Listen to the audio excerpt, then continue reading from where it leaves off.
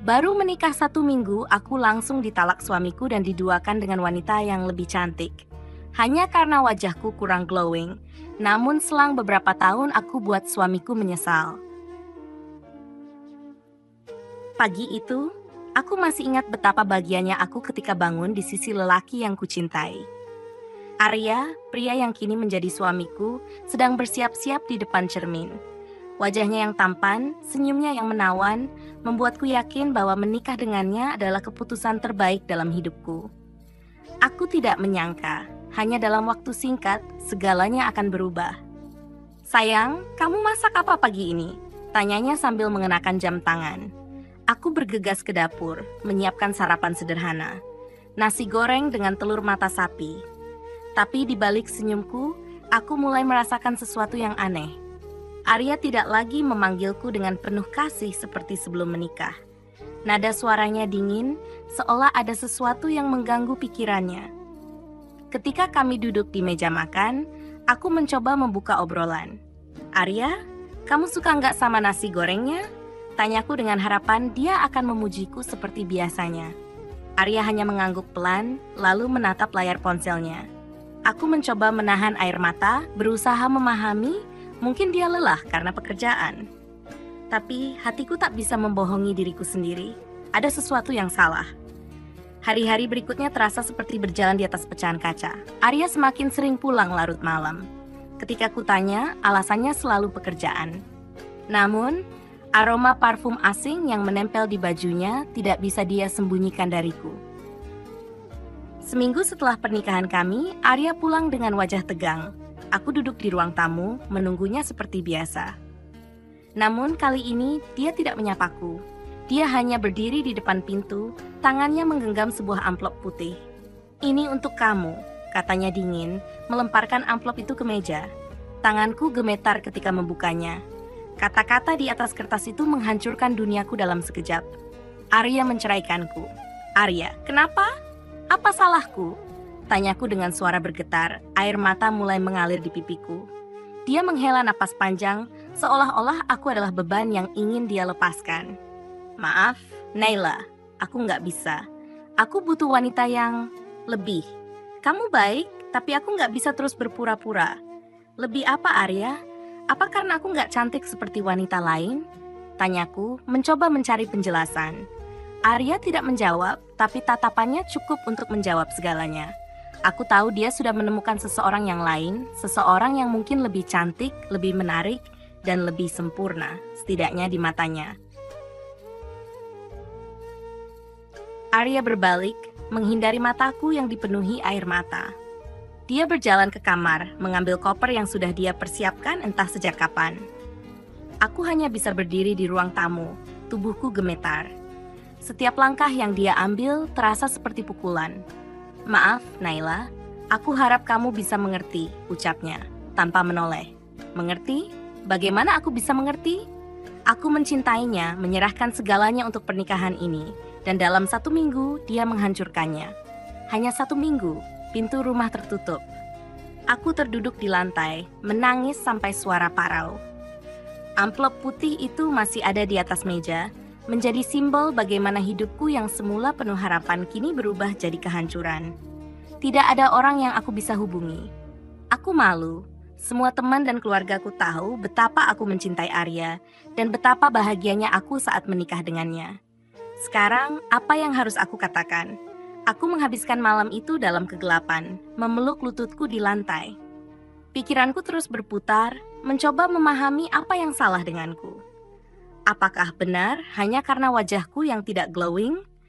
Apakah karena aku tidak secantik wanita-wanita yang dia lihat di media sosial? Hari-hari setelah itu menjadi neraka. Semua orang bertanya-tanya, apa yang terjadi dengan pernikahanku? Pertanyaan demi pertanyaan seperti pisau yang mengiris hati. Aku mencoba tersenyum, mengatakan bahwa aku baik-baik saja, tapi setiap malam aku kembali menangis sendirian di kamar. Rumah yang seharusnya menjadi tempat kami memulai keluarga, sekarang terasa kosong dan penuh luka.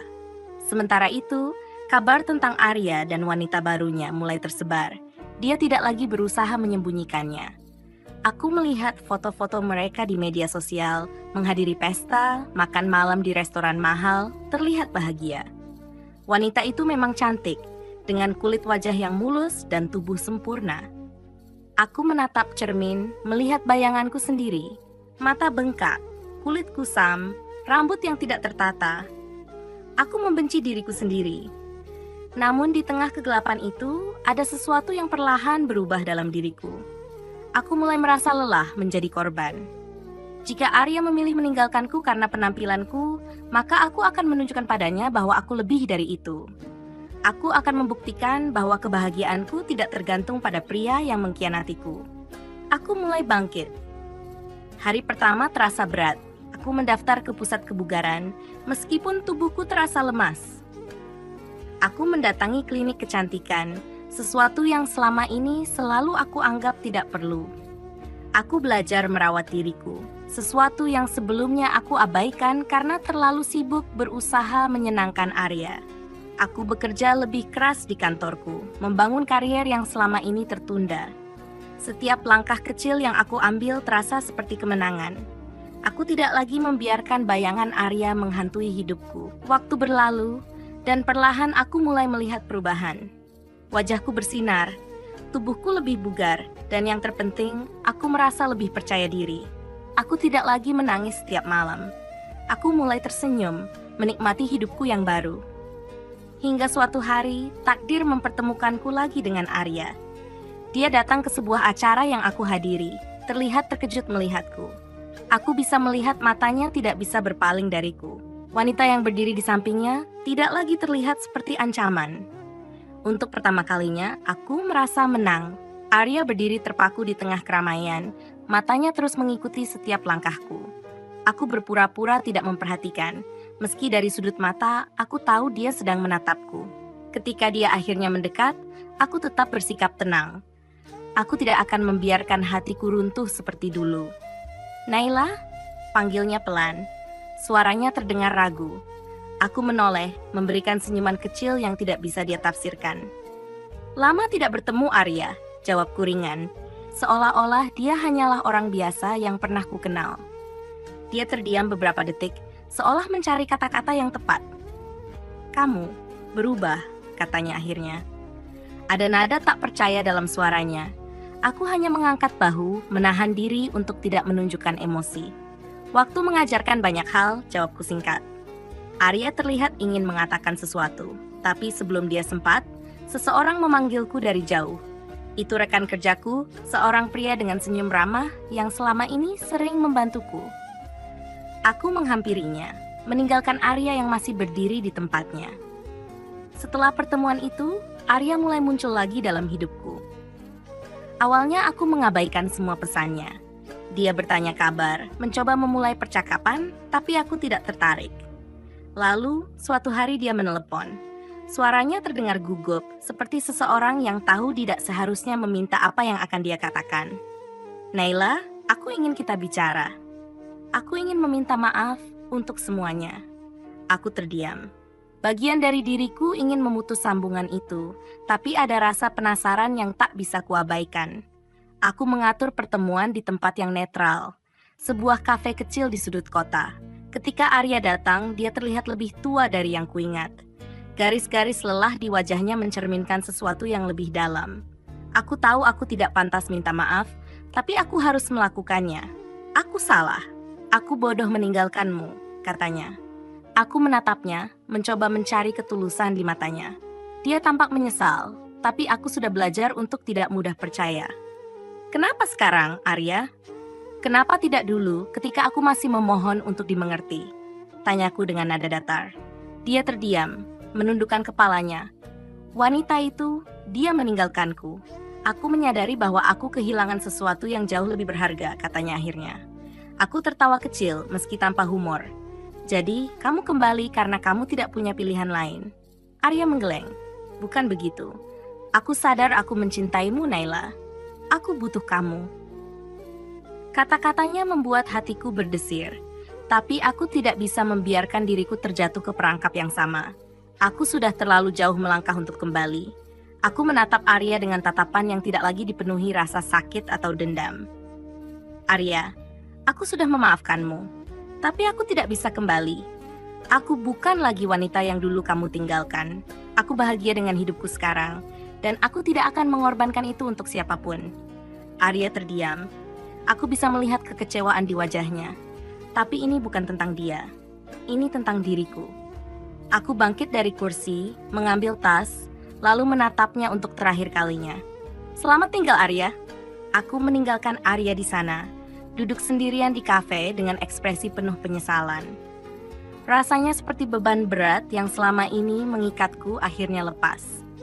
Tapi anehnya, aku tidak merasa puas. Bukan karena aku masih mencintainya, melainkan karena penyesalannya tidak berarti apa-apa lagi bagiku. Hari-hari berikutnya, aku melanjutkan hidup seperti biasa. Aku semakin fokus pada diriku, pada pekerjaan, dan pada kebahagiaanku. Hidupku tidak lagi dipenuhi oleh bayangan masa lalu, tapi Arya tidak menyerah. Dia mengirimkan bunga, pesan, dan bahkan mencoba bertemu denganku di tempat kerja. Semua usahanya hanya kutanggapi dengan dingin. Aku tidak marah, tapi aku juga tidak akan membuka pintu yang sudah kututup rapat. Lalu suatu hari, di tengah kesibukanku, sebuah undangan datang ke mejaku. Itu dari Arya. Dia mengundangku ke acara pembukaan restoran barunya. Undangan itu disertai dengan catatan kecil. Aku ingin menunjukkan padamu bahwa aku bisa berubah, sama seperti kamu. Tolong beri aku kesempatan untuk memperbaiki segalanya, meski hanya sebagai teman. Aku mempertimbangkannya lama. Bagian dari diriku merasa dia tidak pantas mendapatkan perhatian lagi. Tapi bagian lain merasa ini adalah kesempatan terakhir untuk menutup bab ini dengan damai.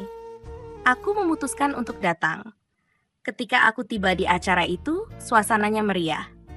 Restoran itu dipenuhi orang-orang yang terlihat antusias. Arya menyambutku dengan senyum, tapi aku bisa melihat kegugupan di matanya. Aku hanya tersenyum tipis, memberikan sapaan sopan. Aku tidak ingin terlihat sombong, tapi juga tidak ingin memberinya harapan. Kami berbicara sebentar, lebih seperti dua orang kenalan lama. Arya berbicara tentang perjalanannya membangun restoran ini, tentang bagaimana dia mencoba memulai kembali setelah semua yang dia lalui. Dia juga meminta maaf lagi, kali ini tanpa ada embel-embel permohonan untuk kembali. Hanya permintaan maaf yang tulus. Aku menghargainya, tapi aku tahu tidak ada yang bisa mengubah keputusan yang sudah kubuat. Saat aku hendak pergi, Arya memanggilku. Naila, terima kasih sudah datang. Aku tahu aku sudah kehilangan kesempatan untuk membuatmu bahagia. Tapi aku benar-benar berharap kamu mendapatkan kebahagiaan yang layak untukmu. Aku menatapnya, dan untuk pertama kalinya aku merasa bahwa Arya akhirnya mengerti.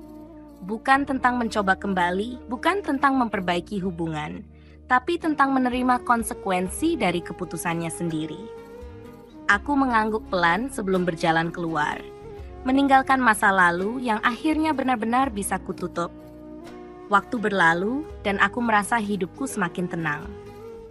Karierku semakin berkembang, aku dikelilingi oleh orang-orang yang tulus mendukungku, dan aku bahkan mulai membuka hati untuk seseorang yang baru.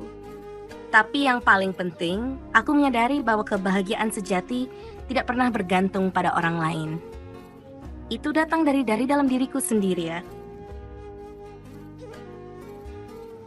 Beberapa bulan setelah pertemuan terakhir dengan Arya, kehidupanku benar-benar terasa seperti bab baru yang segar.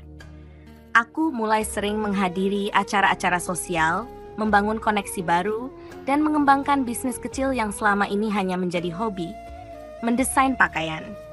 Aku ingin membuktikan bahwa aku bukan lagi Naila yang dulu. Aku adalah versi terbaik dari diriku, tanpa embel-embel kesedihan dari masa lalu. Hari itu, aku sedang sibuk mempersiapkan peluncuran koleksi pakaian pertamaku. Studio kecilku dipenuhi kain, pola, dan tumpukan katalog. Rekan-rekan kerja membantuku mempersiapkan acara besar yang tinggal beberapa minggu lagi.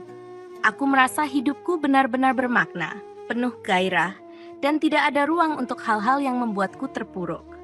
Namun, hidup selalu punya caranya sendiri untuk menguji ketenangan seseorang. Di tengah kesibukan itu, seorang tamu tak terduga muncul di depan pintu studionya. Arya. Wajahnya tampak lebih letih dibanding terakhir kali aku bertemu dengannya. Kali ini dia tidak membawa bunga atau permintaan maaf. Dia hanya berdiri di sana, tangan kosong, dengan tatapan yang penuh keraguan. "Apa yang kamu lakukan di sini, Arya?" Tanyaku, mencoba tetap tenang meski hati sedikit bergejolak. Aku tidak marah, tapi kehadirannya terasa seperti lembaran lama yang kembali dibuka. "Aku dengar kamu akan meluncurkan koleksi pakaian. Aku ingin bilang aku bangga padamu, Naila," katanya pelan. Aku terdiam, ada nada kejujuran dalam suaranya yang sulit kuabaikan.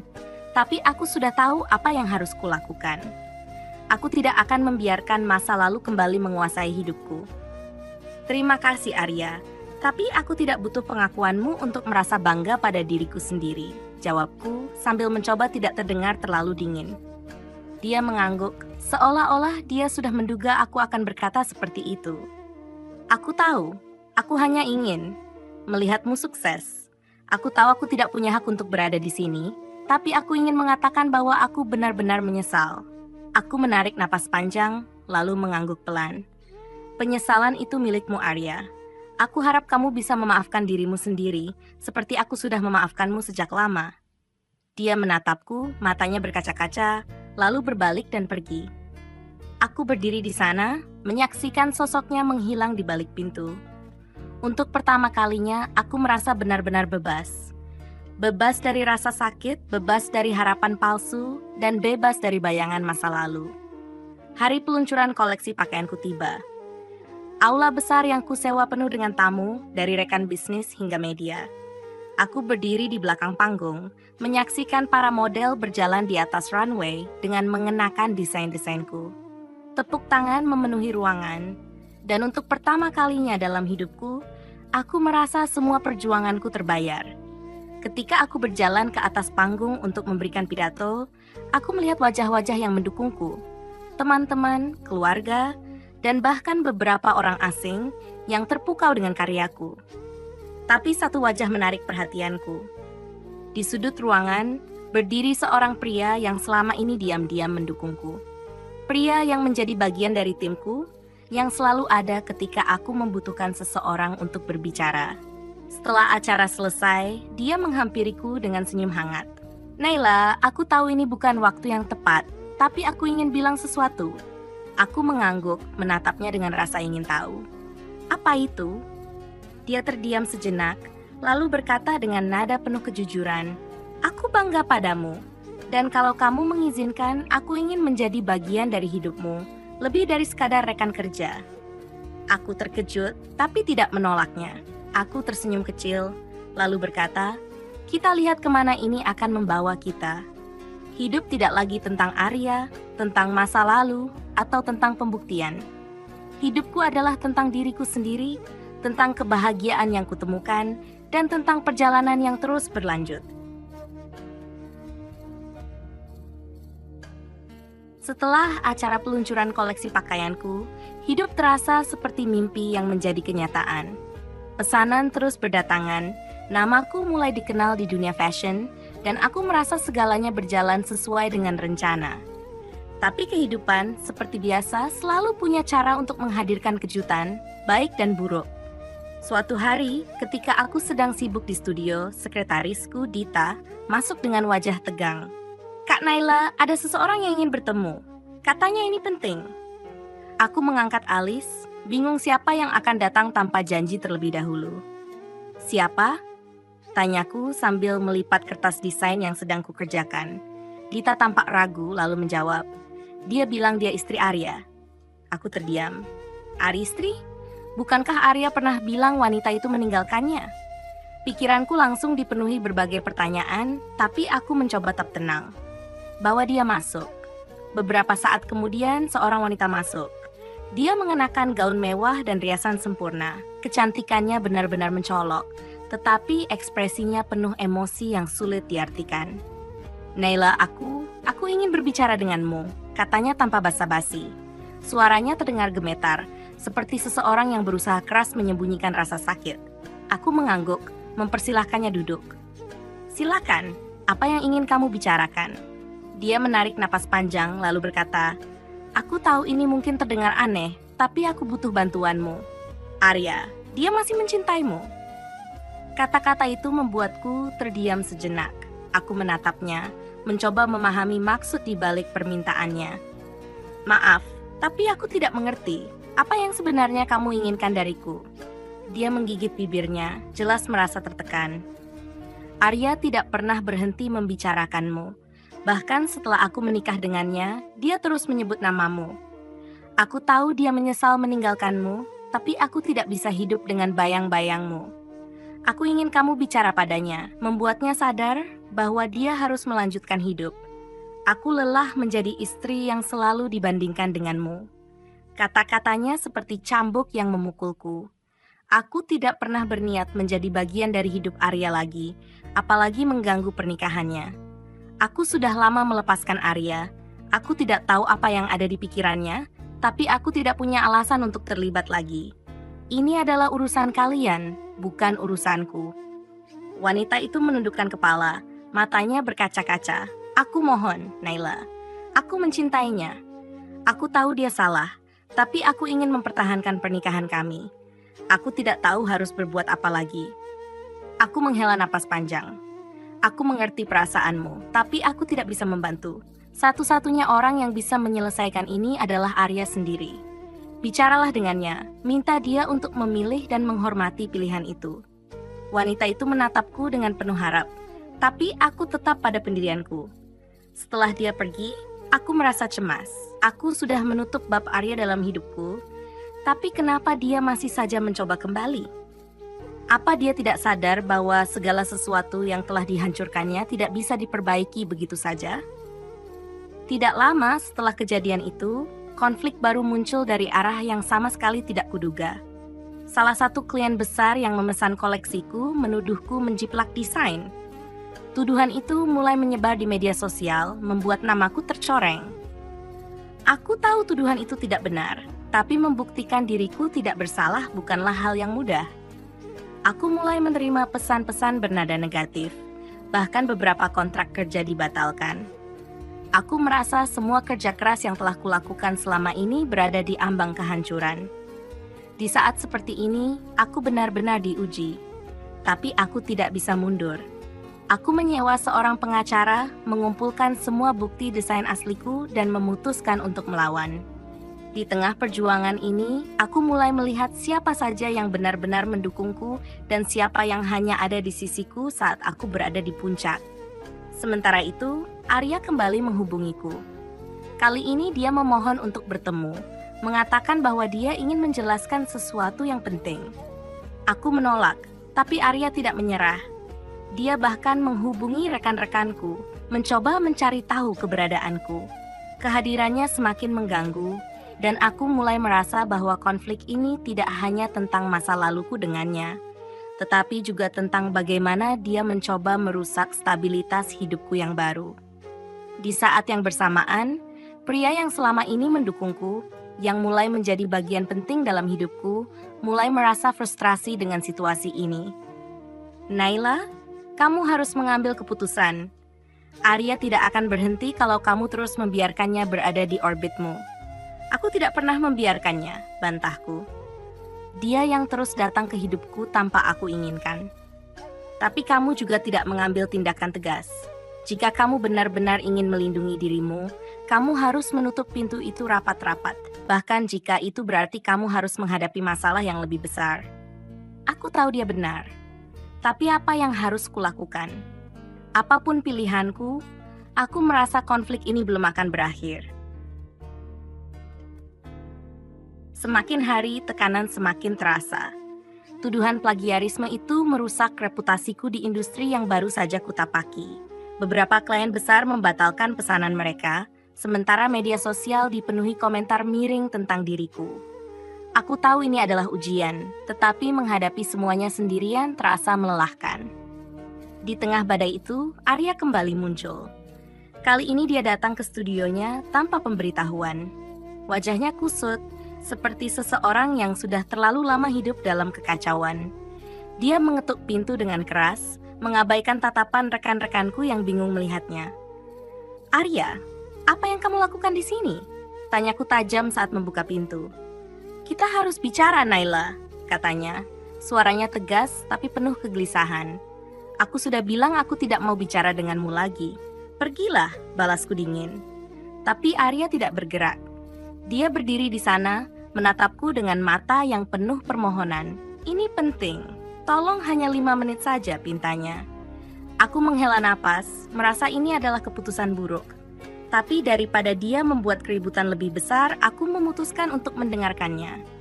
Aku mengajaknya masuk ke ruang kerjaku, memastikan pintu tertutup rapat agar tidak ada yang mendengar. Ada apa, Arya? Tanyaku tanpa basa-basi. Dia duduk, mengusap wajahnya dengan tangan. Aku tahu ini semua salahku. Aku tahu aku sudah menghancurkan hidupmu dulu. Tapi sekarang, aku merasa hidupku sendiri sedang hancur. Pernikahanku berantakan. Aku mencoba memperbaikinya, tapi aku tidak bisa. Aku sadar. Aku tidak pernah benar-benar melupakanmu. Kata-katanya membuatku marah. Aku berdiri, menatapnya dengan tatapan tajam. Jangan pernah berpikir untuk membawa aku kembali ke dalam kekacauanmu. Hidupku sudah cukup sulit tanpa kamu terus muncul dan membuat segalanya lebih rumit. Arya terlihat terluka, tapi aku tidak peduli. Aku melanjutkan. Apa kamu sadar? Apa yang kamu lakukan sekarang bukan hanya menyakitiku, tapi juga istrimu. Jika kamu benar-benar ingin menebus kesalahanmu, berhentilah mengganggu hidupku.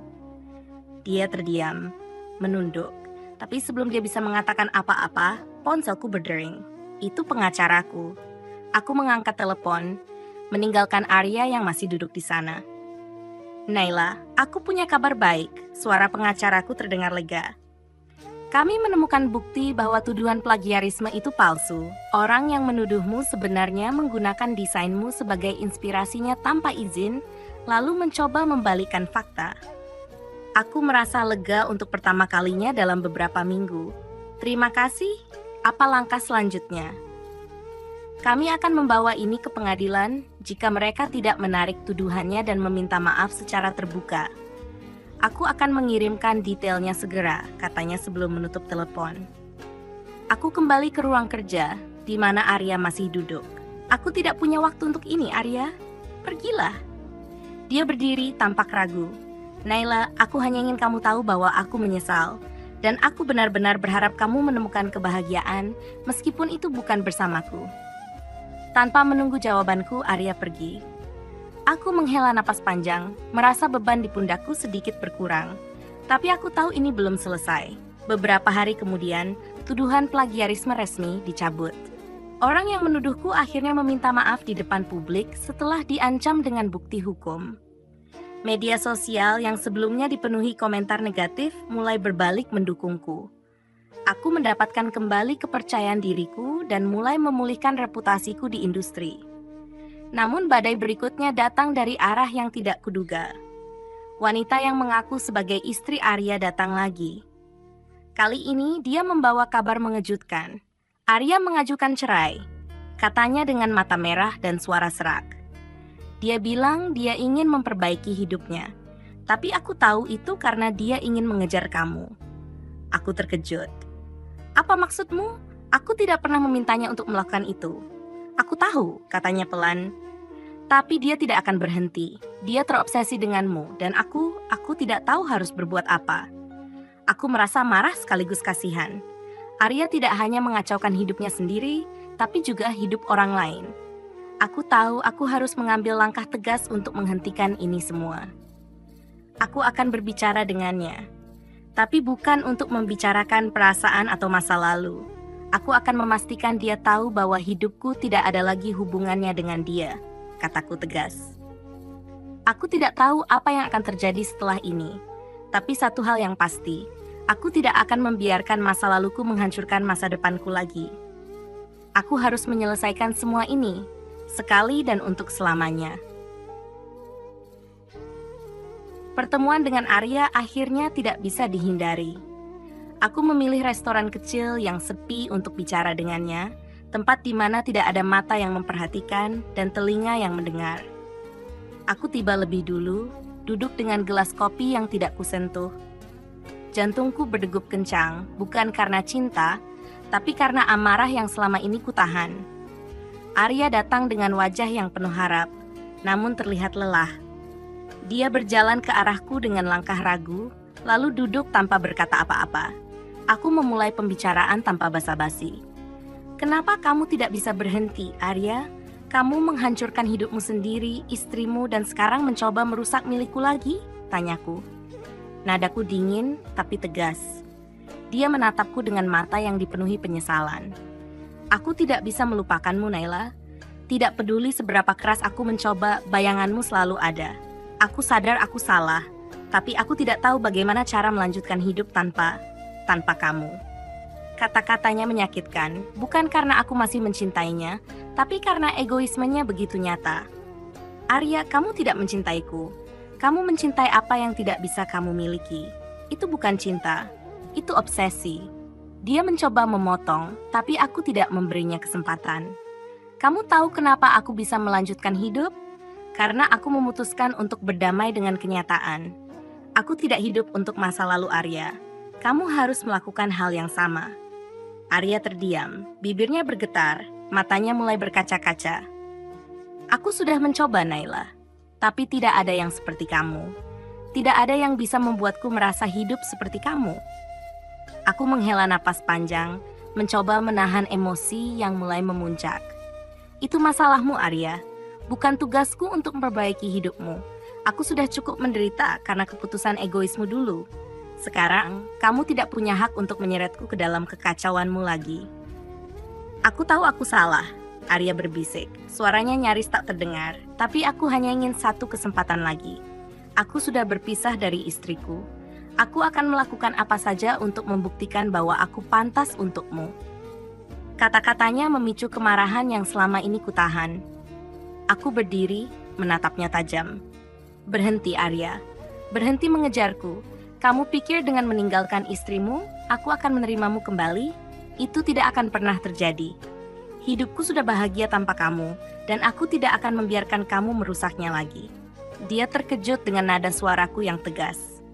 Untuk pertama kalinya, aku melihat dia benar-benar menyadari kesalahannya. Tapi aku tidak peduli lagi. Ini bukan tentang dia. Ini tentang aku yang akhirnya membebaskan diriku dari bayang-bayang masa lalu. Aku mengambil tas dan berbalik pergi, meninggalkannya sendirian di sana. Aku tidak menoleh, meskipun aku mendengar suaranya memanggil namaku. Hatiku tidak lagi tergoyahkan. Aku tahu ini adalah akhir dari bab yang seharusnya sudah kututup sejak lama. Malam itu aku menangis. Bukan karena sedih, tapi karena lega. Semua rasa sakit, dendam, dan penyesalan yang pernah kupendam akhirnya keluar. Aku merasa bebas untuk pertama kalinya. Aku tidak lagi terbebani oleh harapan yang tak pernah terwujud atau bayangan masa lalu yang menghantuiku. Hari-hari berikutnya, aku fokus pada diriku sendiri. Koleksi pakaian baruku mendapatkan banyak perhatian, dan aku mulai mendapatkan kembali kepercayaan diri di industri fashion. Tetapi yang paling penting, aku merasa damai. Namun, kehidupan kembali mengujiku. Beberapa bulan kemudian, aku menerima kabar bahwa Arya mengalami kecelakaan.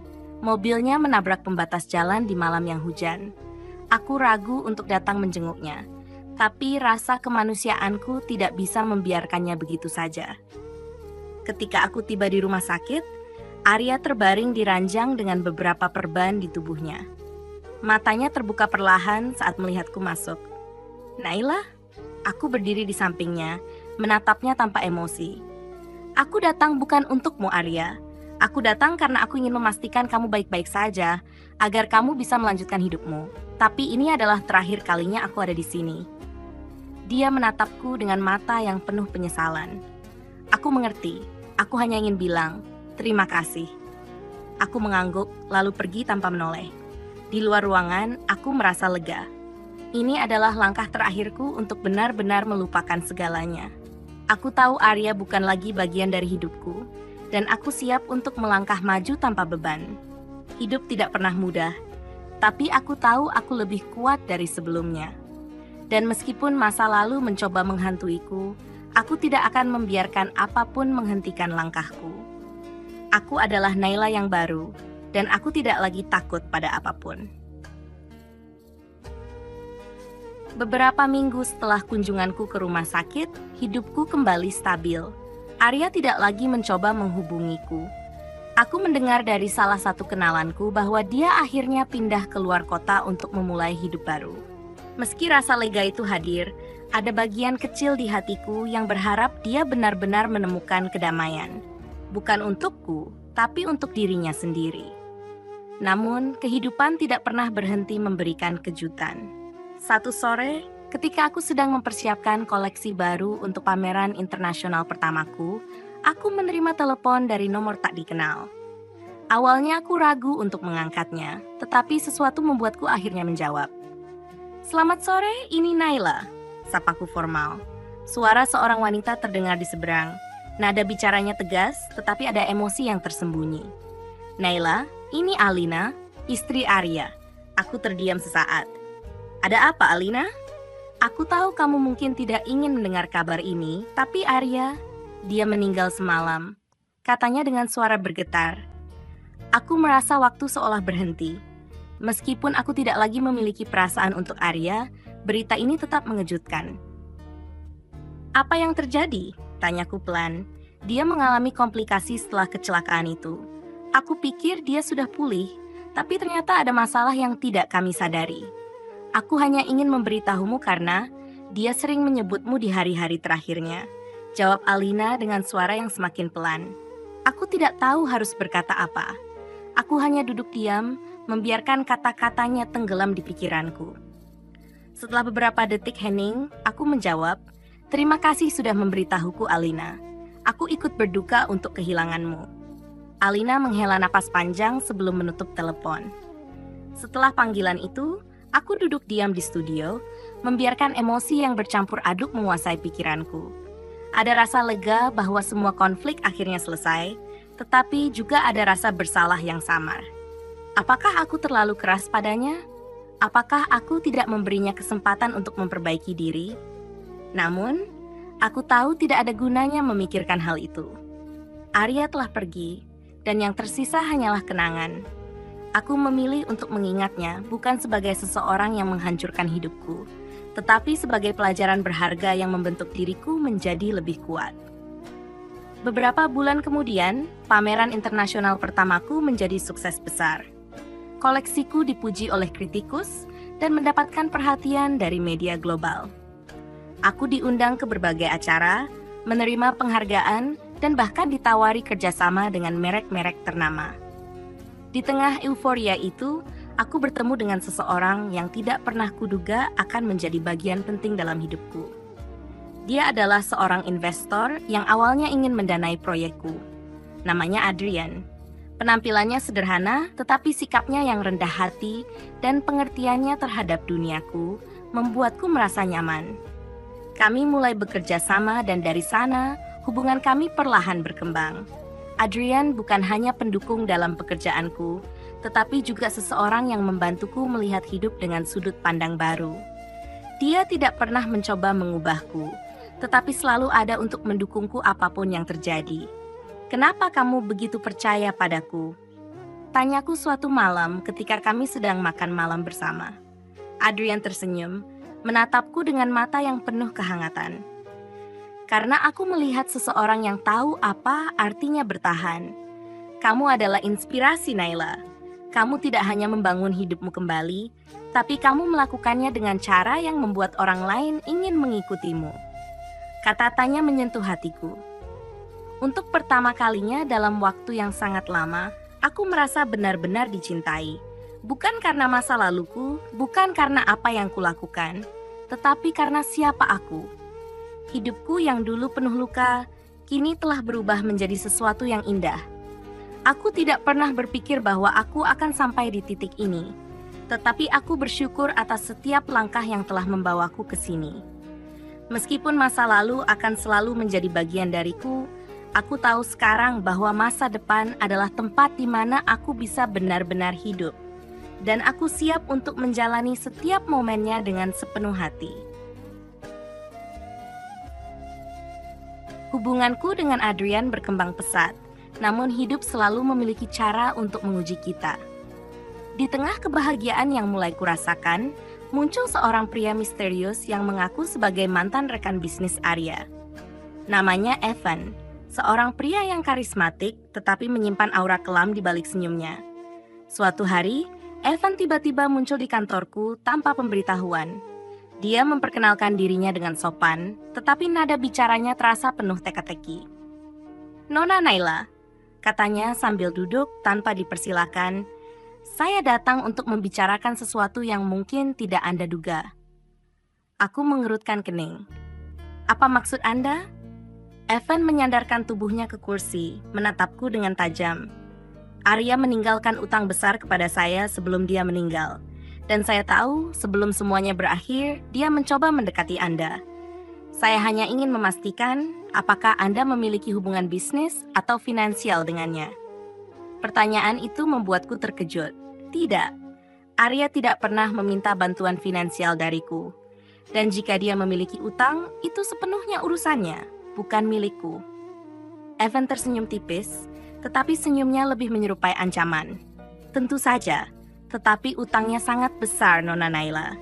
Dan dia meninggalkan sedikit petunjuk yang mengarah pada Anda. Saya hanya berharap tidak ada hal-hal yang akan menyulitkan Anda di masa depan."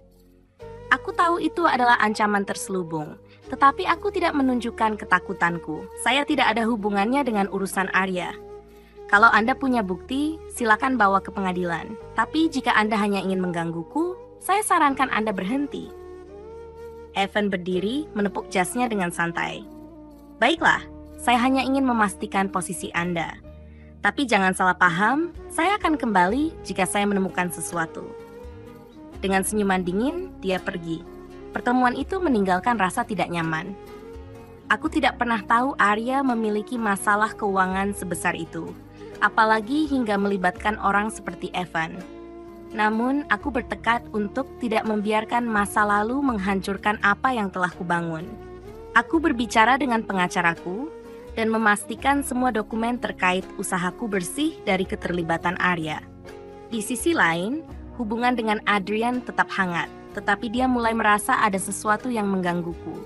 Suatu malam, saat kami makan malam bersama, dia bertanya dengan hati-hati, "Naila, belakangan ini kamu terlihat gelisah. Apa ada sesuatu yang terjadi?" tanyanya. Aku ragu sejenak sebelum akhirnya menceritakan semuanya tentang Evan dan ancamannya. Adrian mendengarkan dengan serius, lalu menggenggam tanganku.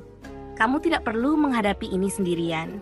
Jika Evan mencoba mengganggumu lagi, aku akan memastikan dia berhenti." Keberanian Adrian memberiku rasa aman yang selama ini kurindukan.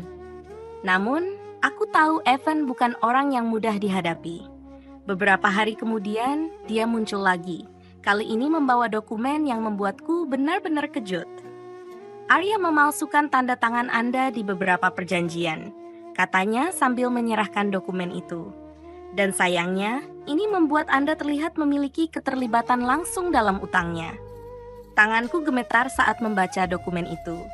Tanda tangannya memang sangat mirip dengan milikku, tetapi aku tahu itu palsu. "Ini tidak mungkin, saya tidak pernah menandatangani ini." Evan mengangkat bahu dengan ekspresi puas. "Mungkin begitu, tapi hukum tidak melihat niat, Nona Naila. Hanya bukti. Dan bukti ini tidak berpihak pada Anda. Aku tahu ini adalah masalah besar. Aku segera menghubungi pengacaraku dan memulai proses hukum untuk membuktikan bahwa dokumen itu palsu. Namun, langkah ini membuka kembali luka lama.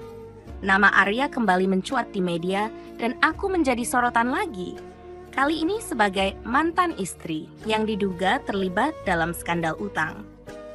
Di tengah badai itu, Adrian menunjukkan betapa besar dukungannya. Dia tidak hanya membantuku secara emosional, tetapi juga menggunakan koneksinya untuk membantuku membersihkan namaku. Bersama-sama, kami mengumpulkan bukti bahwa tanda tangan itu palsu dan bahwa Aryalah yang sebenarnya bertanggung jawab atas utang tersebut. Namun, konflik dengan Evan tidak berhenti di situ. Dia mulai menyebarkan desas-desus tentangku, mencoba merusak reputasiku di industri. Aku tahu ini adalah ujian lain, dan aku bertekad untuk tidak membiarkan siapapun meruntuhkan apa yang telah kubangun. Saat pengadilan akhirnya membuktikan bahwa aku tidak bersalah dan bahwa tanda tangan itu memang palsu, aku merasa beban besar terangkat dari pundakku. Evan dipaksa untuk menarik semua tuduhannya, Tetapi aku tahu dia belum benar-benar menyerah. Dia pergi dengan ancaman terakhir. Kita lihat saja, Naila. Dunia ini kecil, kita pasti akan bertemu lagi. Namun kali ini aku tidak takut. Aku tahu siapa diriku, dan aku tahu aku tidak sendiri. Adrian berdiri di sampingku, mendukungku setiap langkah, dan aku lebih siap dari sebelumnya untuk menghadapi apapun yang datang di masa depan. Aku telah belajar bahwa kekuatan sejati bukan hanya tentang bertahan, tetapi juga tentang bangkit dan terus melangkah, bahkan ketika masa lalu mencoba menarikku kembali. Setelah pertempuran hukum yang panjang, akhirnya aku kembali bisa menghirup udara segar. Semua tuduhan yang ditujukan padaku, baik yang berkaitan dengan plagiarisme maupun utang-utang yang ditinggalkan oleh Arya, berhasil aku atasi. Nama baikku yang sempat tercemar kini kembali pulih, dan bisnis fashionku pun mulai mendapatkan kepercayaan lebih dari klien-klien besar. Namun, meskipun banyak hal yang berubah menjadi lebih baik, aku tetap merasa ada sesuatu yang belum sepenuhnya selesai. Rasa kosong yang ada dalam diriku belum sepenuhnya hilang. Aku tidak tahu apakah itu karena bayang-bayang masa lalu, atau karena ada bagian dari diriku yang masih takut untuk benar-benar membuka hati lagi, bahkan setelah segala yang terjadi. Tapi di sisi lain, ada Adrian yang selalu ada di sana, menjadi penopang yang kuat untukku, dan dengan segala cara dia menunjukkan bahwa dia mencintaiku tanpa syarat. Namun, seiring berjalannya waktu, ketenangan itu kembali diuji. Aku mulai merasakan ada yang aneh dalam sikap Adrian. Dia semakin sering terlihat gelisah dan cemas, seolah ada sesuatu yang mengganggunya. Aku tidak tahu apa yang terjadi, tetapi aku bisa merasakannya. Ada jarak yang terbentuk di antara kami, dan aku tahu ini bukan hanya karena kesibukan pekerjaan. Suatu malam, ketika kami duduk bersama di balkon apartemenku, aku memutuskan untuk membuka pembicaraan. Adrian, kataku, mencoba memecahkan ketegangan yang ada sesuatu yang mengganggumu. Aku bisa merasakannya. Apa itu? Dia menghela napas panjang, menundukkan kepalanya. Ada keraguan di matanya, dan aku bisa melihat betapa beratnya untuknya mengungkapkan apa yang ada dalam pikirannya. Naila, aku tidak tahu bagaimana menjelaskan ini. Aku tidak ingin kamu merasa terbebani, katanya, suaranya terdengar gugup. Tapi ada sesuatu tentang masa lalu aku yang belum pernah aku ceritakan. Sesuatu yang bisa mengubah segalanya. Aku terkejut. Apa maksudmu? Dia terdiam, kemudian mengangkat kepalanya dan menatapku dengan tatapan serius. Aku tidak hanya seorang investor atau pengusaha. Aku juga terlibat dalam dunia yang gelap, Naila. Dunia yang tidak ingin aku kembali lagi. Tapi kenyataannya, masa lalu itu tidak bisa aku tinggalkan begitu saja. Ada orang-orang yang masih mengincarku, dan aku takut kalau itu bisa mengancam kita. Aku terdiam mendengar pengakuannya. Adrian, kenapa kamu tidak pernah memberitahuku tentang ini sebelumnya? Tanyaku dengan suara pelan, lebih kepada diriku sendiri daripada kepada Adrian. Dia menghela napas. Aku tidak ingin membebanmu dengan masa lalu yang buruk. Aku tahu kamu sudah cukup melewati banyak hal untuk bisa hidup damai. Tapi aku tidak bisa berbohong lagi. Aku merasa terperangkap dalam hidupku sendiri. Dan aku takut kalau kamu tahu tentang hal ini, kamu akan pergi. Aku merasakan dadaku sesak. Semua yang telah kami lewati bersama terasa begitu rapuh. Namun aku tahu aku tidak bisa lari begitu saja. Adrian membutuhkan aku, dan aku tahu bahwa aku harus berdiri di sampingnya. Meskipun bayang-bayang masa lalu itu mengancam untuk merusak segalanya. Apa yang harus kita lakukan, Adrian? Tanyaku, berusaha untuk tetap tenang. Kita bisa menghadapi ini bersama, kan? Adrian menatapku dengan tatapan penuh kelegaan, seolah aku baru saja memberikan secercah harapan yang selama ini dia cari. Aku tidak tahu. Aku benar-benar berharap bisa melindungimu dari semua ini. Tapi aku juga tidak bisa membiarkan ini mengendalikan hidupku, hidup kita. Aku akan pergi dari sini, keluar dari bisnis ini, jika itu yang harus dilakukan untuk menjaga kamu tetap aman. Aku menggenggam tangannya erat-erat. Kita akan mencari cara untuk menghadapinya bersama. Aku tidak akan membiarkan apapun merusak hidup kita lagi, Adrian. Kamu tidak sendiri. Aku di sini, dan kita akan hadapi ini bersama. Adrian menatapku dengan mata yang penuh rasa terima kasih, namun ada kekhawatiran yang tak bisa disembunyikan. Aku tahu ini bukan akhir dari masalah kami, tapi setidaknya kami bisa mulai mencari jalan keluar bersama-sama. Hari-hari setelah percakapan itu, kami semakin terlibat dalam usaha untuk menyelesaikan masalah yang ada. Aku mengajak Adrian untuk bertemu dengan pengacaraku, dan bersama-sama kami mulai menyusun rencana untuk memotong hubungan Adrian dengan dunia gelap yang telah mengikatnya selama bertahun-tahun. Namun, masalah semakin rumit. Orang-orang yang pernah terlibat dalam dunia itu tidak mudah melepaskan cengkeramannya. Bahkan, aku mulai merasa bahwa aku dan Adrian sedang berada dalam permainan yang jauh lebih besar dan lebih berbahaya daripada yang kami bayangkan. Suatu malam, ketika kami pulang dari sebuah pertemuan penting dengan pengacara, mobil kami diserang.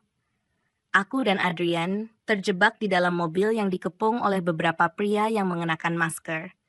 Suasana malam itu begitu mencekam. Suara derap langkah mereka mendekat, dan jantungku berdegup kencang. Aku tahu kami sedang berada dalam bahaya besar. Adrian berusaha menenangkan aku, tapi aku bisa melihat ketakutan di matanya. Aku merasa ketakutan, tetapi di saat yang sama ada perasaan yang lebih kuat. Perasaan bahwa aku harus melindungi Adrian, apapun yang terjadi. Salah satu pria itu mendekatkan wajahnya ke jendela mobil dan mengetuk kaca dengan keras. Adrian, kamu pikir kamu bisa lari dari kami? Ini sudah terlalu jauh. Kamu akan membayar, baik kamu suka atau tidak, katanya dengan suara yang seram. Adrian tidak menjawab, tetapi matanya menunjukkan rasa pasrah. Aku tidak bisa membiarkan ini terjadi. Aku tidak bisa membiarkan kami terperangkap seperti ini. Aku menarik napas dalam-dalam dan berkata dengan suara tegas, Adrian, kita harus keluar dari sini. Kita harus berjuang. Kita tidak bisa menyerah. Adrian menatapku dengan mata penuh kekaguman. Kamu benar, Naila. Kita tidak akan mundur. Kita akan bertahan. Dan malam itu, kami melakukan hal yang tidak pernah kami duga. Kami berjuang untuk hidup kami, berlari dari ancaman yang datang dari segala arah, dengan keberanian yang tumbuh dari rasa cinta dan kebersamaan. Kami tidak tahu apa yang akan terjadi selanjutnya. Tetapi satu hal yang pasti, kami tidak akan pernah menyerah. Keberanian kami untuk melawan, meskipun dalam ketakutan, adalah awal dari sebuah babak baru dalam hidup kami. Kami tahu bahwa, meskipun masa depan penuh ketidakpastian, kami akan menghadapinya bersama. Kami berlari secepat mungkin, kaki kami hampir tidak menyentuh tanah. Udara malam yang dingin semakin menambah tekanan yang kami rasakan. Suara langkah kaki yang mengerikan semakin mendekat. Aku bisa merasakan detak jantungku yang semakin cepat. Sementara Adrian berada di depanku, menjaga agar kami tidak terpisah. Saat kami hampir mencapai jalan utama, sebuah mobil hitam mendekat dengan cepat. Pintu mobil terbuka, dan seorang pria tinggi dengan jaket hitam keluar. Wajahnya tertutup masker. Dengan tenang, dia mengangkat tangan, mengarahkannya ke kami, sambil menatap dengan tajam. Apa yang kalian coba lakukan? Suaranya dingin, penuh ancaman. Adrian menghentikan langkahnya dan menarikku ke belakang. Kalian tidak akan menghalangi kami, jawab Adrian dengan tegas. Pria itu mengangkat alis. Oh, kami tidak menghalangi kalian, tapi kalian akan segera mengerti kenapa kalian harus berhenti. Aku merasakan ketegangan yang hampir tak tertahankan. Mata pria itu tajam, penuh perhitungan.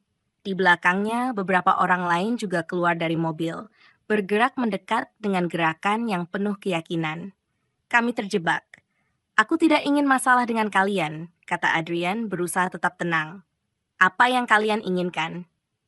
Pria itu tersenyum dingin, senyum yang membuat seluruh tubuhku merinding. Kami tidak ingin apa-apa, hanya ingin kalian berhenti melawan. Aku tidak tahu harus berkata apa.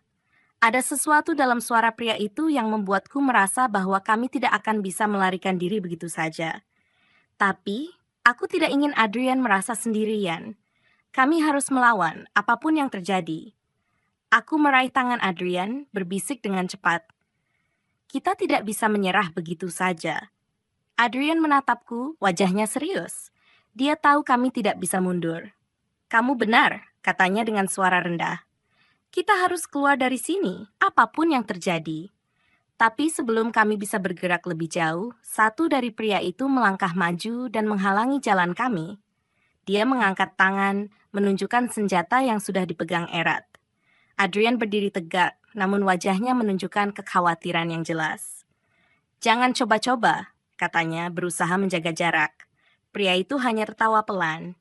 Kalian tidak punya pilihan lain selain mengikuti kami. Namun, tepat pada saat itu, aku mendengar suara yang mengejutkan. Mobil patroli polisi datang dengan sirene yang meraung, melaju ke arah kami.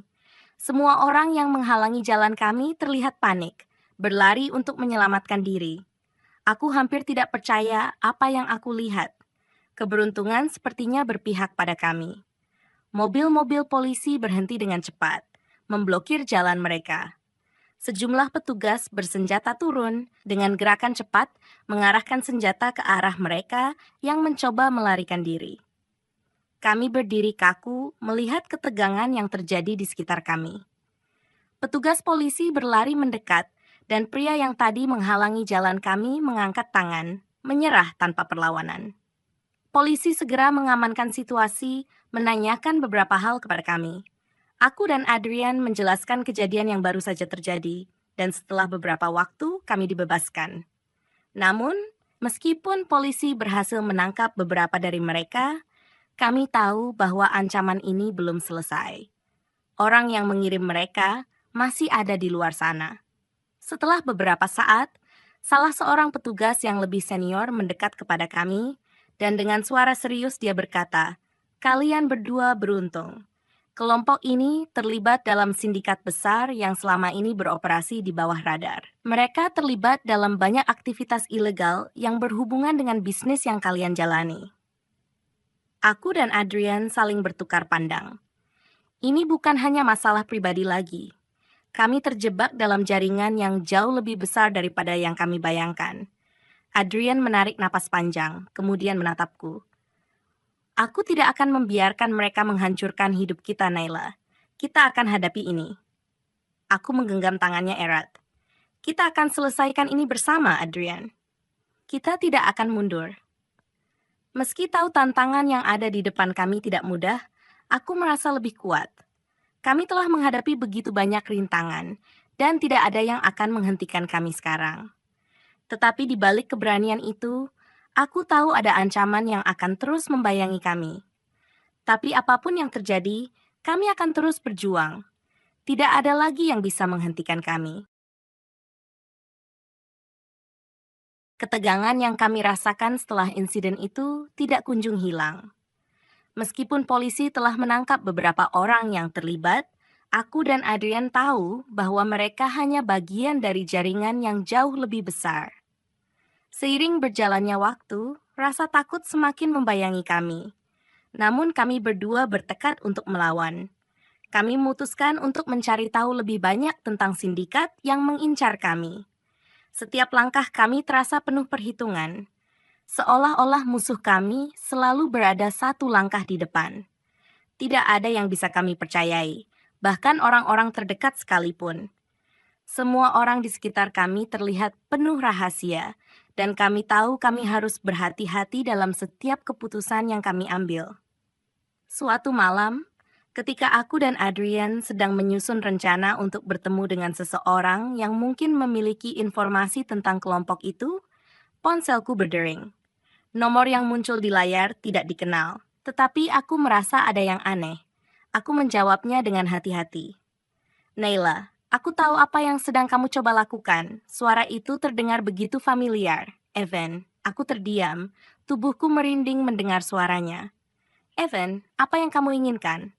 Tunggu saja malam ini, jawabnya dengan nada tenang yang mengerikan. Aku ingin kalian datang ke tempat tertentu. Tidak ada yang akan terluka jika kalian melakukan apa yang aku katakan. Kalau tidak, konsekuensinya akan lebih buruk. Panggilan itu diputuskan dengan cepat, meninggalkan aku dan Adrian dalam keheningan yang mencekam. Kami tahu ini bukan ancaman kosong. Evan bukan orang yang mudah diajak main-main. Mereka tidak akan berhenti, Naila, kata Adrian dengan wajah penuh kekhawatiran. Kita tidak punya pilihan selain ikut dengan mereka. Aku mengangguk, meskipun hati ini terasa berat. Kami tahu bahwa jalan yang harus kami pilih penuh dengan bahaya. Namun, kami sudah terperangkap dalam permainan ini dan satu-satunya cara untuk keluar adalah menghadapinya secara langsung. Malam itu, kami berangkat menuju tempat yang diberikan Evan melalui pesan singkat. Ketika kami tiba di lokasi yang dijanjikan, sebuah gudang tua yang tampak kosong, suasana semakin terasa mencekam. Semua lampu di sekitar tempat itu mati. Hanya ada cahaya bulan yang menyinari jalan setapak yang kami lewati. Jangan biarkan dirimu lengah, bisikku pada Adrian, meskipun aku sendiri merasa ketakutan. Kami berjalan perlahan memasuki gudang itu. Setiap langkah kami menambah rasa gelisah yang menggantung di udara. Di dalam, hanya ada bayang-bayang yang bergerak di antara tumpukan barang-barang lama. Aku tidak tahu apa yang sedang menunggu kami di sana, tetapi kami harus terus maju. Tiba-tiba, suara langkah berat terdengar dari belakang. Kami berbalik, dan terlihat sosok Evan yang datang dengan beberapa orang bersenjata yang mengelilinginya. Dia tersenyum sinis saat melihat kami, seolah merasa kemenangan sudah di tangan. "Selamat datang Adrian dan Naila," katanya dengan suara tenang namun mengancam. "Aku berharap kalian sudah siap menghadapi apa yang akan datang. Tidak ada jalan keluar sekarang." Adrian menatapnya dengan tajam. "Kenapa kami? Apa yang sebenarnya kalian inginkan dari kami?" Evan mengangkat bahu dengan acuh. "Aku tidak ingin apa-apa lagi dari kalian, tapi organisasi ini ingin memastikan bahwa tidak ada jejak yang tertinggal. Kalian sudah cukup berbahaya dengan informasi yang kalian miliki. Kalian terlalu mencampuri urusan yang bukan tempat kalian." Aku merasa tubuhku menjadi kaku, namun aku tahu kami tidak bisa mundur sekarang. "Kalian tidak bisa terus seperti ini, Evan. Jika kalian merasa takut akan kami, itu hanya berarti kalian sudah terjebak dalam permainan yang lebih besar," kataku, mencoba menunjukkan sedikit keberanian. Evan menggelengkan kepalanya. "Kalian tidak mengerti. Ini bukan tentang takut, ini tentang menghapus semua yang bisa menghancurkan kami." Saat itu, aku merasa udara menjadi lebih tebal, semakin sulit untuk bernapas. Tiba-tiba, sebuah suara keras terdengar dari luar gudang. Suara sirene polisi kembali mendekat, lebih dekat daripada sebelumnya. Evan terlihat terkejut, tidak menyangka kedatangan mereka begitu cepat. "Tunggu, apa kalian memanggil polisi?" tanya Evan dengan wajah marah. "Kalian benar-benar memilih melawan kami?" Sebelum aku sempat menjawab, aku mendengar suara tembakan dari luar. Pintu gudang dibuka paksa, dan sejumlah polisi bersenjata masuk dengan cepat, mengepung kami. Namun di tengah keributan itu, aku melihat sesuatu yang lebih mengejutkan. Evan tersenyum dengan licik, dan seketika salah satu orang di dekatnya menekan tombol remote yang tersembunyi di saku jaketnya. Tiba-tiba, suara ledakan besar mengguncang seluruh gudang. Kekuatan ledakan itu sangat kuat, membuat lantai bergetar hebat. Semua orang yang ada di dalam gudang terlempar, dan aku merasakan panas yang luar biasa dari api yang muncul. Aku dan Adrian bergegas mencari tempat berlindung, berusaha menghindari puing-puing yang berterbangan. Dalam kebingungan itu, aku melihat Evan dan beberapa orang lainnya melarikan diri melalui pintu belakang. Polisi berusaha mengejar, tetapi ledakan itu terlalu besar, dan suasana menjadi kacau. Aku merasa tubuhku lemas, hampir tidak bisa berdiri. Tiba-tiba, Adrian meraih tanganku dengan kuat, menarikku menjauh dari api yang terus membakar. "Naila, kita harus keluar dari sini. Ini bukan akhir." Aku hanya bisa mengangguk, meskipun rasanya semua ini terasa sangat sulit untuk dipahami. Kami lari keluar dari gudang, menembus kegelapan malam yang semakin pekat. Suara sirene terus terdengar, namun aku tahu kami belum aman. Evan dan kelompoknya masih ada di luar sana. Namun, di tengah kegelisahan itu, aku merasakan hal yang lebih penting. Kami berdua masih hidup. Kami masih memiliki kesempatan untuk mengakhiri semua ini. Untuk melawan dan keluar dari dunia yang begitu gelap ini. Tetapi kami harus bertindak cepat. Waktu semakin sempit dan ancaman belum selesai. Kami terus berlari, melintasi jalan yang gelap dan sempit, berusaha menjauh dari ledakan yang masih terdengar menggema di kejauhan. Polisi sudah berada di sekitar lokasi, namun kami tahu itu tidak cukup. Evan dan kelompoknya sangat licik, dan mereka pasti sudah merencanakan sesuatu yang lebih besar.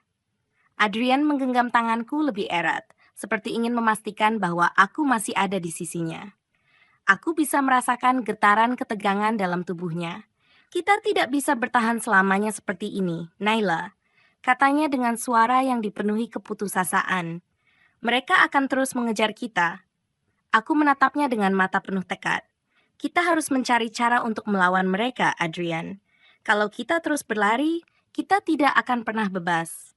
Kita harus mengungkap siapa mereka, bagaimana mereka bisa mengatur semuanya ini. Adrian berhenti sejenak, melihat ke arahku.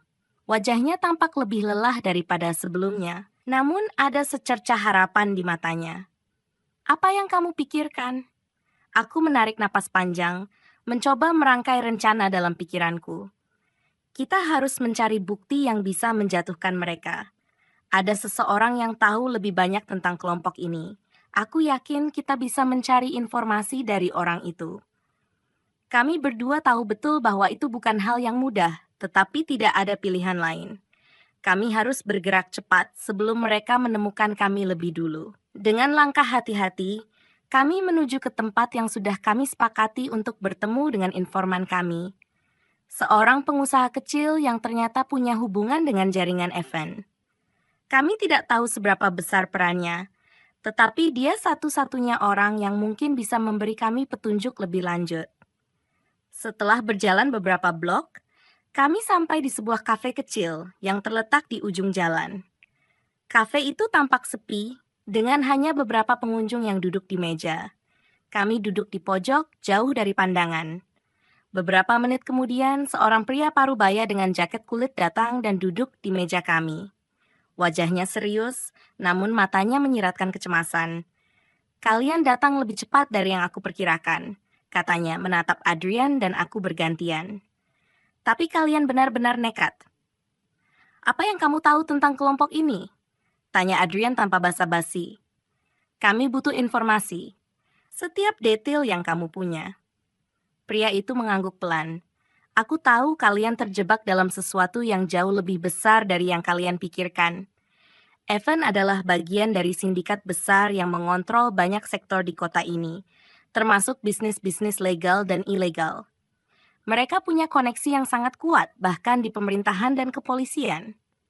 Aku menatapnya dengan penuh perhatian. Jadi, kenapa kamu mau membantu kami? Apa yang kamu inginkan? Pria itu menatap kosong keluar jendela, seolah berpikir sejenak. Aku tidak ingin terlibat lebih jauh, tapi mereka sudah mengancamku. Aku tidak punya pilihan selain memberi kalian sedikit informasi. Jika kalian terus mengganggu mereka, kalian akan membayar mahal. Lalu apa yang harus kami lakukan? Tanyaku, suara hampir berbisik. Pergilah ke alamat ini. Pria itu mengeluarkan secarik kertas dari sakunya dan meletakkannya di meja.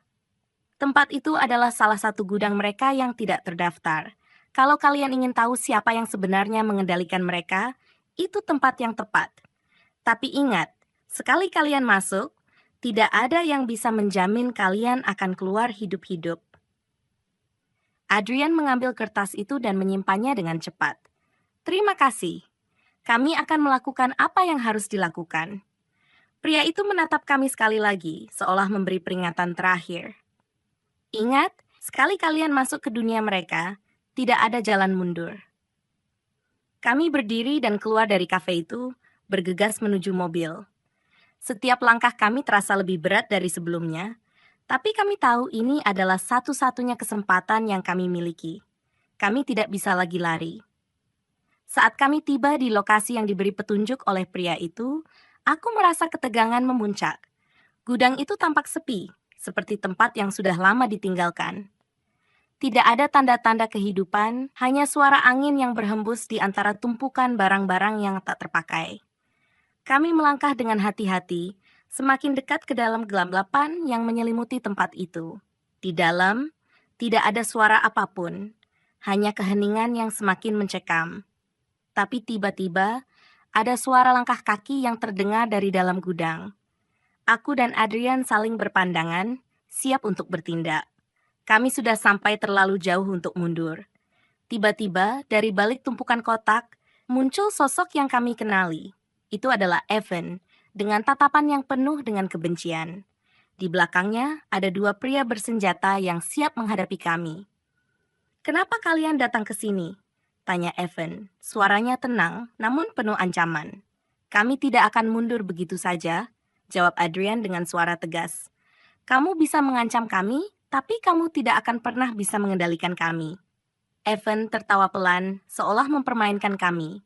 "Kalian terlalu naif, kalian sudah masuk ke dalam permainan yang tidak bisa kalian menangkan. Ini bukan tentang kalian atau aku, ini tentang kekuasaan." Sebelum aku bisa menjawab, salah satu pria di belakang Evan mengangkat senjata, dan aku merasa waktu berhenti sejenak. Namun, sebelum semuanya semakin buruk, suara keras terdengar dari luar. Polisi datang lagi, dengan jumlah yang jauh lebih banyak. Namun kali ini yang keluar dari mobil polisi bukan hanya petugas biasa. Di antara mereka, aku melihat wajah yang sangat aku kenal. Wajah seorang perwira yang selama ini kami percayai, ternyata adalah bagian dari sindikat yang lebih besar ini. Adrian menatapku dengan mata yang penuh kecemasan. "Kita benar-benar terjebak, Naila." Aku menggenggam tangannya lebih erat. "Tidak, ini belum berakhir." Dan saat itulah, semua ketegangan itu meledak menjadi pertempuran yang lebih besar dari yang pernah kami bayangkan. Sebuah pertarungan untuk bertahan hidup, di mana pengkhianatan kemanusiaan yang tersisa menjadi taruhan utama. Kami terus berlari, melintasi jalan yang gelap dan sempit, berusaha menjauh dari ledakan yang masih terdengar menggema di kejauhan. Polisi sudah berada di sekitar lokasi, namun kami tahu itu tidak cukup. Evan dan kelompoknya sangat licik, dan mereka pasti sudah merencanakan sesuatu yang lebih besar. Adrian menggenggam tanganku lebih erat, seperti ingin memastikan bahwa aku masih ada di sisinya. Aku bisa merasakan getaran ketegangan dalam tubuhnya. "Kita tidak bisa bertahan selamanya seperti ini, Naila," katanya dengan suara yang dipenuhi keputusasaan. "Mereka akan terus mengejar kita." Aku menatapnya dengan mata penuh tekad. "Kita harus mencari cara untuk melawan mereka, Adrian. Kalau kita terus berlari, kita tidak akan pernah bebas. Kita harus mengungkap siapa mereka, bagaimana mereka bisa mengatur semuanya ini." Adrian berhenti sejenak, melihat ke arahku. Wajahnya tampak lebih lelah daripada sebelumnya, namun ada secercah harapan di matanya. "Apa yang kamu pikirkan?" Aku menarik napas panjang, mencoba merangkai rencana dalam pikiranku. "Kita harus mencari bukti yang bisa menjatuhkan mereka. Ada seseorang yang tahu lebih banyak tentang kelompok ini. Aku yakin kita bisa mencari informasi dari orang itu." Kami berdua tahu betul bahwa itu bukan hal yang mudah, tetapi tidak ada pilihan lain. Kami harus bergerak cepat sebelum mereka menemukan kami lebih dulu. Dengan langkah hati-hati, kami menuju ke tempat yang sudah kami sepakati untuk bertemu dengan informan kami. Seorang pengusaha kecil yang ternyata punya hubungan dengan jaringan Evan. Kami tidak tahu seberapa besar perannya, tetapi dia satu-satunya orang yang mungkin bisa memberi kami petunjuk lebih lanjut. Setelah berjalan beberapa blok, kami sampai di sebuah kafe kecil yang terletak di ujung jalan. Kafe itu tampak sepi dengan hanya beberapa pengunjung yang duduk di meja. Kami duduk di pojok, jauh dari pandangan. Beberapa menit kemudian, seorang pria parubaya dengan jaket kulit datang dan duduk di meja kami. Wajahnya serius, namun matanya menyiratkan kecemasan. "Kalian datang lebih cepat dari yang aku perkirakan," katanya, menatap Adrian dan aku bergantian. "Tapi kalian benar-benar nekat." "Apa yang kamu tahu tentang kelompok ini?" tanya Adrian tanpa basa-basi. "Kami butuh informasi, setiap detail yang kamu punya." Pria itu mengangguk pelan. "Aku tahu kalian terjebak dalam sesuatu yang jauh lebih besar dari yang kalian pikirkan. Evan adalah bagian dari sindikat besar yang mengontrol banyak sektor di kota ini, termasuk bisnis-bisnis legal dan ilegal. Mereka punya koneksi yang sangat kuat, bahkan di pemerintahan dan kepolisian. Aku menatapnya dengan penuh perhatian. Jadi, kenapa kamu membantu kami? Apa yang kamu inginkan? Pria itu menatap kosong keluar jendela, seolah berpikir sejenak. Aku tidak ingin terlibat lebih jauh, tapi mereka sudah mengancamku. Aku tidak punya pilihan selain memberi kalian sedikit informasi. Jika kalian terus mengganggu mereka, kalian akan membayar mahal. Lalu apa yang harus kami lakukan? Tanyaku, suara hampir berbisik. Pergilah ke alamat ini. Pria itu mengeluarkan secarik kertas dari sakunya dan meletakkannya di meja. Tempat itu adalah salah satu gudang mereka yang tidak terdaftar. Kalau kalian ingin tahu siapa yang sebenarnya mengendalikan mereka, itu tempat yang tepat. Tapi ingat, sekali kalian masuk, tidak ada yang bisa menjamin kalian akan keluar hidup-hidup. Adrian mengambil kertas itu dan menyimpannya dengan cepat. Terima kasih, kami akan melakukan apa yang harus dilakukan. Pria itu menatap kami sekali lagi, seolah memberi peringatan terakhir. Ingat, sekali kalian masuk ke dunia mereka, tidak ada jalan mundur. Kami berdiri dan keluar dari kafe itu, bergegas menuju mobil. Setiap langkah kami terasa lebih berat dari sebelumnya. Tapi kami tahu ini adalah satu-satunya kesempatan yang kami miliki. Kami tidak bisa lagi lari. Saat kami tiba di lokasi yang diberi petunjuk oleh pria itu, aku merasa ketegangan memuncak. Gudang itu tampak sepi, seperti tempat yang sudah lama ditinggalkan. Tidak ada tanda-tanda kehidupan, hanya suara angin yang berhembus di antara tumpukan barang-barang yang tak terpakai. Kami melangkah dengan hati-hati, semakin dekat ke dalam kegelapan yang menyelimuti tempat itu. Di dalam, tidak ada suara apapun, hanya keheningan yang semakin mencekam. Tapi tiba-tiba, ada suara langkah kaki yang terdengar dari dalam gudang. Aku dan Adrian saling berpandangan, siap untuk bertindak. Kami sudah sampai terlalu jauh untuk mundur. Tiba-tiba, dari balik tumpukan kotak, muncul sosok yang kami kenali. Itu adalah Evan dengan tatapan yang penuh dengan kebencian. Di belakangnya ada dua pria bersenjata yang siap menghadapi kami. "Kenapa kalian datang ke sini?" tanya Evan, suaranya tenang namun penuh ancaman. "Kami tidak akan mundur begitu saja," jawab Adrian dengan suara tegas. "Kamu bisa mengancam kami, tapi kamu tidak akan pernah bisa mengendalikan kami." Evan tertawa pelan, seolah mempermainkan kami. "Kalian terlalu naif. Kalian sudah masuk ke dalam permainan yang tidak bisa kalian menangkan. Ini bukan tentang kalian atau aku. Ini tentang kekuasaan." Sebelum aku bisa menjawab, salah satu pria di belakang Evan mengangkat senjata, dan aku merasa waktu berhenti sejenak. Namun, sebelum semuanya semakin buruk, suara keras terdengar dari luar. Polisi datang lagi dengan jumlah yang jauh lebih banyak. Namun kali ini, yang keluar dari mobil polisi bukan hanya petugas biasa. Di antara mereka, aku melihat wajah yang sangat aku kenal. Wajah seorang perwira yang selama ini kami percayai, ternyata adalah bagian dari sindikat yang lebih besar ini. Adrian menatapku dengan mata yang penuh kecemasan. "Kita benar-benar terjebak, Naila." Aku menggenggam tangannya lebih erat. "Tidak, ini belum berakhir." Dan saat itulah, semua ketegangan itu meledak menjadi pertempuran yang lebih besar dari yang pernah kami bayangkan. Sebuah pertarungan untuk bertahan hidup, di mana pengkhianatan dan kebenaran yang tersisa menjadi taruhan utama. Saat pertempuran mulai mereda, dan semua yang terjadi perlahan mengarah pada akhir yang tak terduga, aku dan Adrian duduk dalam keheningan.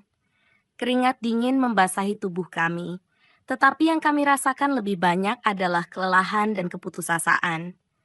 Meskipun kami berhasil bertahan, namun harga yang harus dibayar sangat mahal. "Ini sudah terlalu banyak, Naila," Adrian berkata dengan suara serak.